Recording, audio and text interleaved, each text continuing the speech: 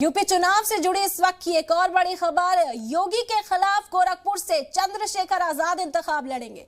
गोरखपुर से इंतखाबी ताल ठोकेंगे चंद्रशेखर आजाद। बड़ी खबर आपको बता रहे, चंद्रशेखर आजाद गोरखपुर से इंतखाब लड़ेंगे, जिसका साफ तौर पर मतलब है कि वजीर आला योगी आदित्यनाथ के सामने चंद्रशेखर आजाद इंतखाब लड़ेंगे गोरखपुर से। यूपी चुनाव से जुड़ी आम खबर इस वक्त आपको दे रहे हैं। सीएम योगी आदित्यनाथ गोरखपुर से चुनाव लड़ने वाले और अब उनके सामने खड़े चंद्रशेखर आजाद गोरखपुर से इंतखाब लड़ने का उन्होंने ऐलान किया है। गोरखपुर से इंतखाबी ताल ठोकेंगे चंद्रशेखर आजाद।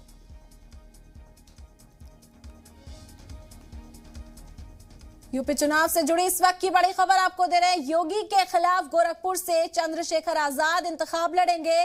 गोरखपुर से इंतखाबी ताल ठोकेंगे चंद्रशेखर आजाद।